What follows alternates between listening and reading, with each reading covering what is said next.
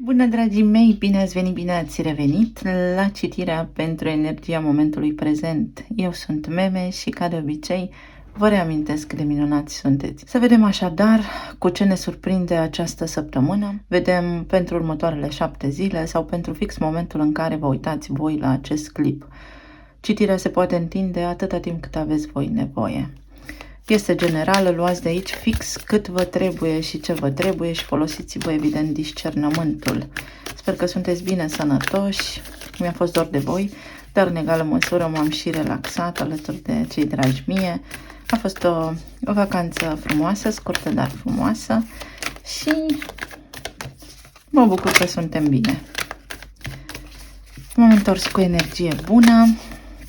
Trebuie să recunosc că în natură e mai bine ca între 4 pereți, dar viața continuă, ne întoarcem la normalitate. Așadar, să vedem ce ne aduce energia la nivel de relații, la nivel de plan material și la nivel de plan emoțional. Se aude cățelușa mea în culise, care de când am venit acasă stă lipită doar de mine. De obicei mă asistă la citiri, așa că o scuzați. Sau nu, scuzați, ea tot aici stă. Cu ce are legătură această perioadă?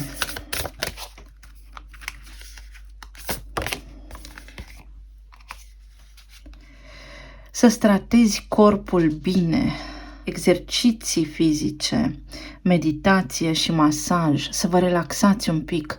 Este lesne de înțeles, pe perioada verii toți avem nevoie puțin de pauză, de vacanță, de aer curat. Sau poate este nevoie să vă relaxați, să meditați, de liniște, de mai multă grijă la alimentație și la corpul fizic. Corpul fizic este cel care ne poartă în această experiență în planul fizic.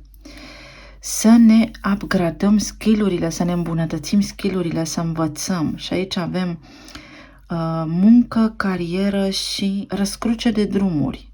Ce interesant! Foarte mulți dintre voi sunteți stresați, iar aceste două cărți îmi spun mie aici că voi veniți după o lungă perioadă în care ați tot vrut să evoluați, să faceți lucruri bune, să citiți, să lucrați mai mult și trebuie să aveți grijă acum de corpul vostru. Sau că puteți îmbina aceste două direcții prin echilibru. Aceasta este o energie de casa a 6-a, sub arhetipul fecioară, care spune în permanență rutina zilnică, dar și echilibrul între viața profesională și cea personală.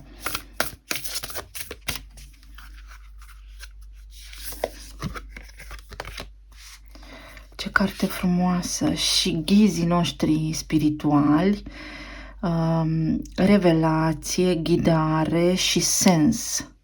Sensul. Ok, sensul vieții voastre este aici fix în fața ochilor voștri. Foarte mulți oameni și când stăm de vorbă și așa în general își caută sensul vieții. Care este sensul vieții mele? Acesta pe care îl aveți. Sunteți în sensul vieții voastre, sunteți în corpul potrivit, familia potrivită, cadrul potrivit să evoluați. Pentru că există anterior nașterii niște intenții pe care noi ni le punem și ne naștem în familia potrivită, țara potrivită și așa mai departe, contextul social potrivit, astfel încât noi să depășim fricile, karma și să putem evolua pe linia de ADN potrivită nouă pentru a crește, pentru a ne ridica vibrația, pentru a evolua spiritual. Aici șamanii, foarte mulți dintre voi aveți legătură cu suflete bătrâne sau sunteți voi suflete bătrâne, suflete cu multă experiență, suflete care au venit acum să îmbine utilul cu plăcutul și să evolueze. Foarte frumoasă energia. Sau poate aveți în această vară revelații în acest sens și această direcție. Mai departe,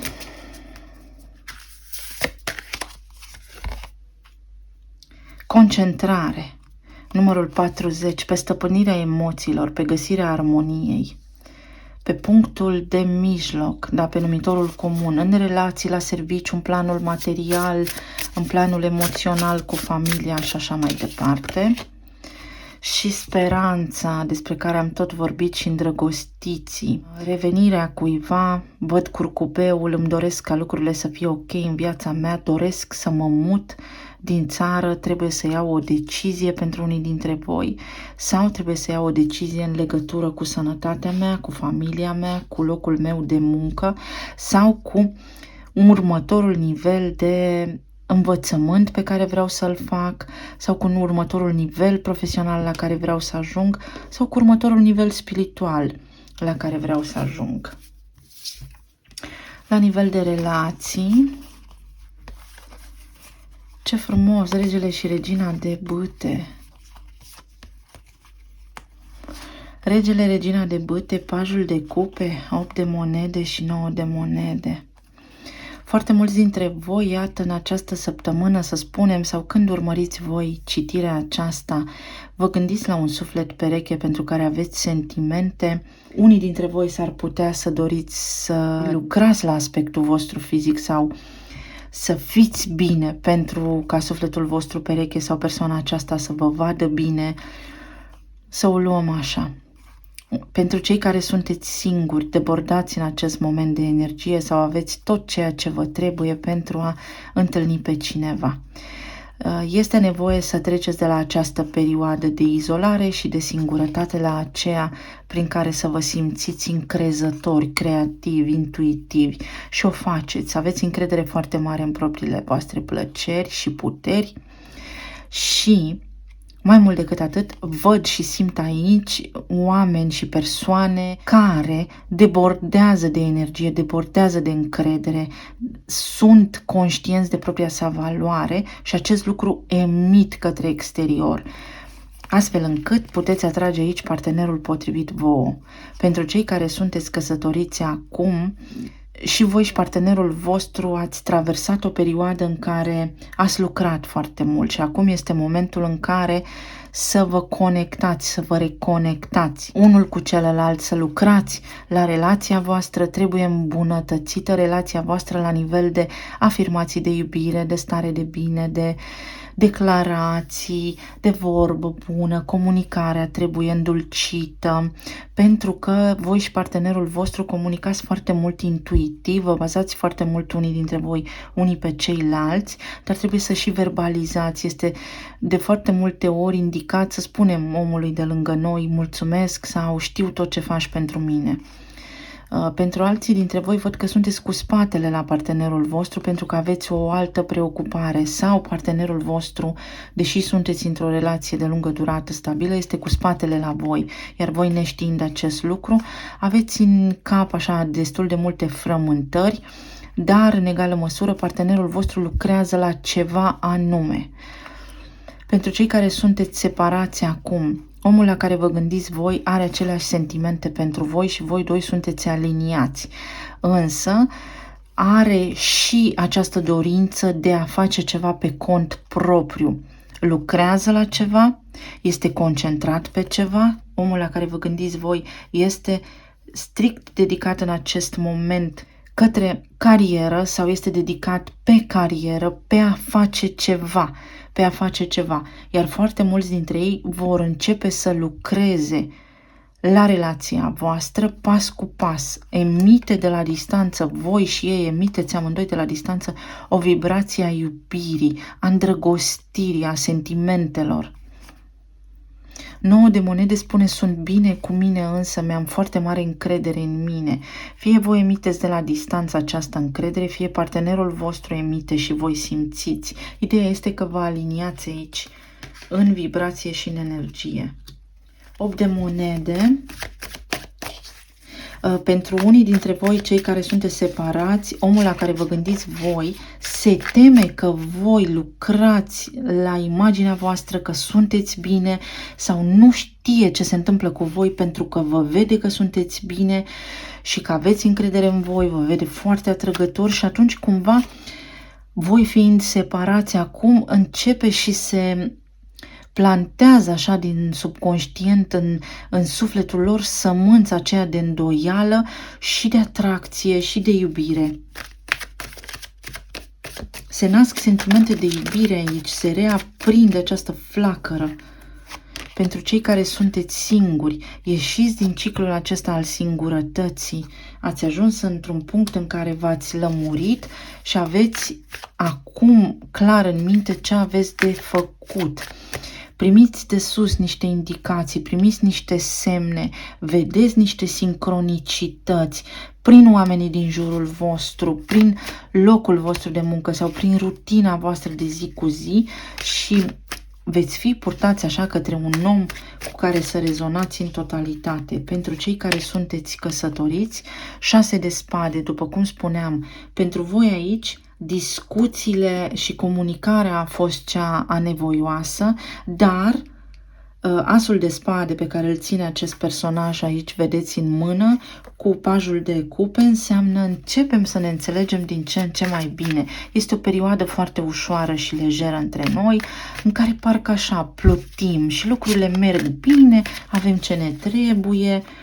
Pentru cei care sunteți separați, faetonul, se întâmplă ceva, acțiune aici, vedeți, pajul de cupe înseamnă că începe să se miște ceva între voi doi și se reaprinde flacăra, da, iubirii, dar a sentimentelor de undeva de nicăieri.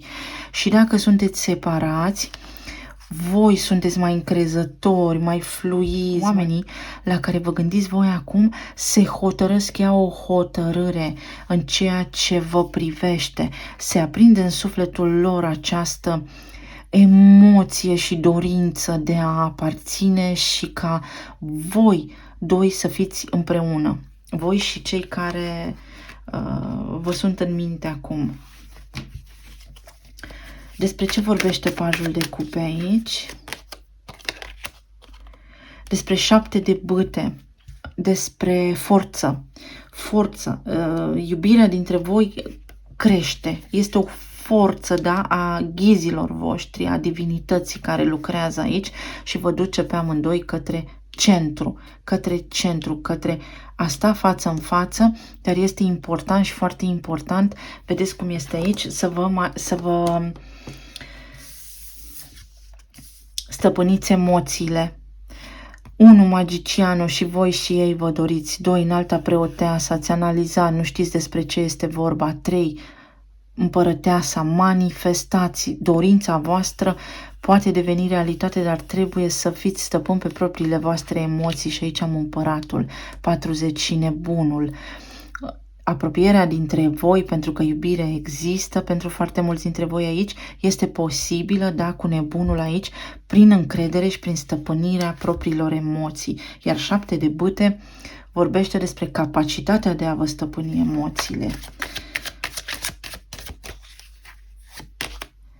Înalta preoteasă, iată, și în acest moment sunteți la nivel de nu știu ce să fac pentru că sunt chemat către persoana aceasta, mă cheamă energia, se întâmplă ceva, nu știu de ce, stau cu gândul mereu la tine și când adorm și când mă trezesc și când lucrez și când sunt cu prietenii mei, îmi vin în minte mereu, exact așa este energia aici și voi și ei și persoana la care vă gândiți voi se întreabă în acest moment de ce îmi tot apare persoana aceasta în minte. Și avem aici cavalerul de spade. Avem cavalerul de spade, o energie foarte abruptă, foarte impulsivă, neașteptată, cineva foarte nerăbdător. Deci este o energie nerăbdătoare, este o energie care a apărut de nicăieri, da? Este un impuls pe care persoanele la care vă gândiți voi acum îl simt și ard de nerăbdare, vor să facă ceva, sunt sub impulsul de moment al sentimentelor, al bătăilor inimii. Se apropie Venus de retrogradare în leu, este, uite, energia leului aici care împinge. Câte o carte pentru regina și regele de bâte. Avem 5 de bâte pentru cei care sunteți singuri. Concurență, poate vă place cineva și nu știți dacă are pe altcineva sau nu. Cu cât aveți mai multă încredere în voi, cu atât va fi mai bine. Dacă este omul potrivit pentru voi, este. Eu zic că aici este conflictul vostru interior, al vostru cu voi înșivă, care în permanență vă dă bătaie de cap și nu vă considerați suficienți de buni și este momentul să înlăturați această energie și să vă recâștigați bucuria de a trăi. Pentru cei care sunteți căsătoriți, aici avem regele de cupe care vorbește despre iubire. Există iubire, respect, există amintiri, există blândețe. Poate unul dintre parteneri aici are ceva dependențe, fie la nivel financiar este cheltuitor, fie ceva legat de alcool sau chestiuni legate de genul acesta și acolo să fi fost mărul discordiei și discuțiile acelea, dar cumva se aplanează, este o perioadă mai bună, treceți printr-o perioadă din aceasta de tranziție, de liniște, iar pentru cei separați, din nou regele de bâte, o chemare, deci energia masculină de aici este foarte hotărâtă și determinată să facă ceva. S-a aprins flacăra, flacăra deja s-a aprins. Cum va acționa acest personaj? Cu încredere. Este un om foarte hotărât, este un om care știe direcția fără să se îndoiască de sine. Vedeți aici o parte întunecată și aici o parte luminată. Trebuie echilibru. Trebuie echilibru. Persoana la care vă gândiți voi acum se echilibrează pentru unii dintre voi, iar pentru alții dintre voi, persoana la care vă gândiți voi acum simte iubire pentru voi, dar nu se crede suficient de bună pentru voi. Nu se crede la același nivel cu voi. Tocmai de aceea caută să își îmbunătățească skill-urile, să se îmbunătățească, să vină cu bani, cu stabilitate, cu prosperitate către voi, pentru ca voi să-i vedeți egalul vostru sau egalii voștri. Ce spune regele de bâte aici? Soarele, optimism, Venus în leu, iubire, chemarea sufletului, atracția dintre voi, stima de sine. Foarte multe lucruri se vor întâmpla aici. Faetonul merge către stea, către vindecare, către împlinirea unei dorințe, dar soarele vorbește despre optimism, despre reușită. Există reușită aici între voi, există chemare, există sexualitate, atracție puternică, magnetică, ne visăm, ne simțim de la distanță. Foarte bună energia. Pentru cei singuri, avem cavalerul, triumf peste adversitate, peste orice obstacol aș putea avea. Dacă voi aveți acum pe cineva în minte și aveți acolo o concurență, trebuie doar să aveți încredere mai mult în voi, pentru că nimic nu este decisiv sau final în ce scenariu aveți voi în minte și trebuie să vă ridicați puțin stima de sine. Pentru cei căsătoriți sau într-o relație stabilă, pisica neagră, norocul tău se va schimba în curând. Norocul voi în relație vi-l faceți singuri și comunicarea este cheia, vorba dulce mult aduce pentru voi, iar pentru cei separați, cercul mistic, abilitățile tale pot fi amplificate. Despre ce abilități este vorba aici? Păi, în primul rând, despre flacăra aceasta a iubirii și despre suflet. De la pajul acesta de cupe puteți ajunge la regele de cupe și nu numai la regele de cupe, dar la a sta de vorbă și la a vă întâlni. La a vă întâlni. Din întâmplare sau pur și simplu fără să știți când, cum și în ce fel. Da? Aici se întâmplă niște lucruri în funcție de vibrația voastră interioară. Asul de bâte spune un nou început creativ, intuitiv. Regele de bâte are asul de bâte aici pe semne că el trebuie să-l ridice sau el mai are de lucrat la asul de bâte puțin, la forța creativă, la a iniția. Doamnelor, dumneavoastră trebuie să așteptați. Energia masculină inițiază în permanență, nu noi. Mai departe, pe planul material, ce avem aici? Înalta preoteasă, Lucruri bune vin către voi, temperanța, echilibru și vindecare, ia uite, la nivel de plan material, abundență și semnarea de noi contracte, noi parteneriate, formidabil. Pe 10 iulie intră și Marte în Fecioară, care reglează așa niște conturi. Veți avea o surpriză la nivel financiar, aveți o reușită, rezolvați niște chestiuni legate de bani, rezolvați niște chestiuni legate de serviciu, se întâmplă ceva ce v-ați dorit de foarte mult timp, eliminați niște griji, scăpați de niște datorii, închideți un credit unii dintre voi. Alții dintre voi puteți începe ceva pe cont propriu, foarte bună energia, foarte bună. Cu ce vine înalta preoteasă aici? Cu 7 de bâte, ceva pentru care ați luptat foarte mult timp se materializează, sunteți voi foarte critici cu voi înșivă sau ați lucrat prea mult și este momentul acum să așteptați să culegeți roadele. Sunteți perfect capabili, nu vă îndoiți de forțele voastre, sunteți în fața unui succes, nu îl îndepărtați prin a vă îndoi, pentru că îndoiala împinge materializarea. Și 6 de monede ce are aici? 5 de bâte. Vă este teamă de concurență, vă este teamă de eșec, vă este teamă că nu reușiți. Îndepărtați, după cum spuneam, aveți voi un conflict interior că nu reușiți. Îndepărtați-l, este departe de voi, reușita este aici.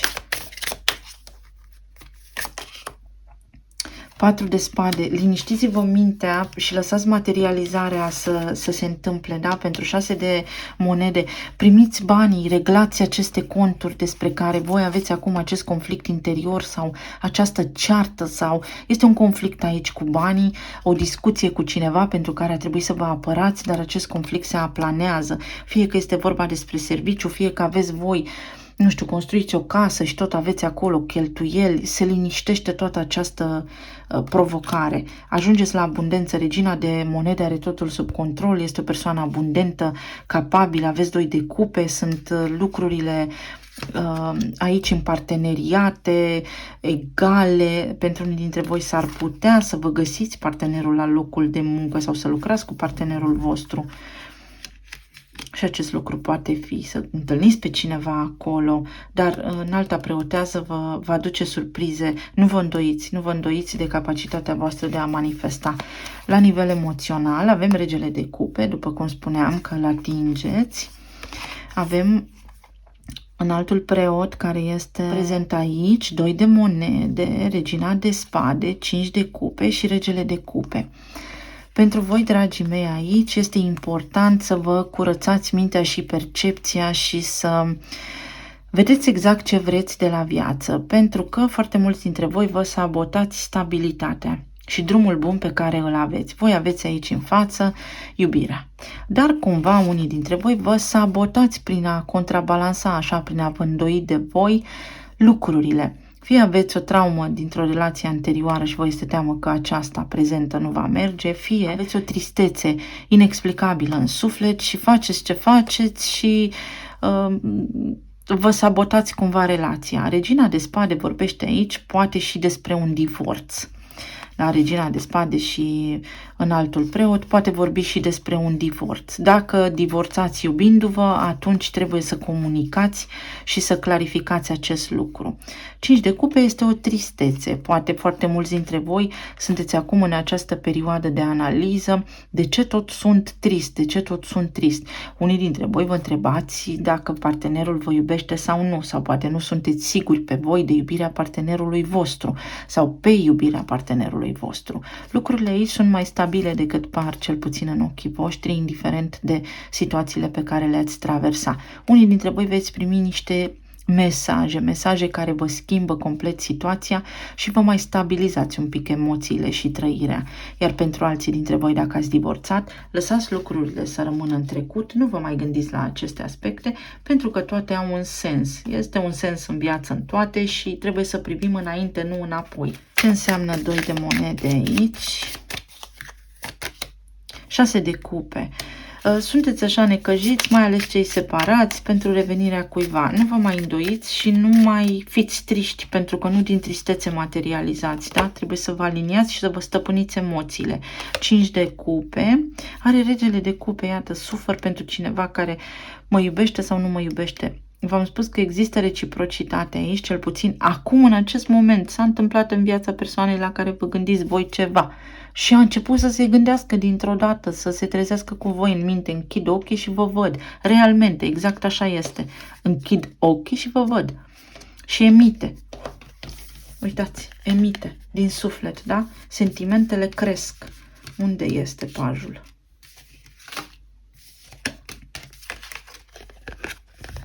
Sentimentele cresc. Sentimentele cuiva pentru voi cresc. Realizează că are sentimente pentru voi. Vă visează. Ce mai avem aici? În altul preot. 6 de spade. Hotărârea de a pleca la un drum, de a vindeca, de a iniția o acțiune, de a vindeca ceva. De a face un pas înainte, de a găsi o soluție. Lucrează universul pentru voi. Regina de spade are 2 de bâte. Aceștia sunteți, poate voi, poate persoana voastră de interes, persoana voastră dragă, care analizează. Din nou, analizați și voi și ei ce facem, cum facem și de ce facem aceste lucruri. Vă lipsește asul de bâte, exact cum spuneam. 6 de monede, se intră într-un echilibru. Sunteți pe aceeași lungime de undă. Și regele de cupe are asul de monede. O șansă reală să vă întâlniți, o șansă reală ca sentimentele cuiva pentru voi să crească, o șansă reală să vă aliniați, să stați față în față, o șansă reală de împăcare, pentru că aici este iubire, o șansă reală să vă rezolvați cu banii, o șansă reală să vă înțelegeți cu soțul, soția, să vă vindecați, să vă împăcați, să intrați în armonie, să faceți planuri de viitor pentru că sunt sustenabile, să vă respectați, să vă iubiți, să vă apreciați. O șansă reală. Talismanele.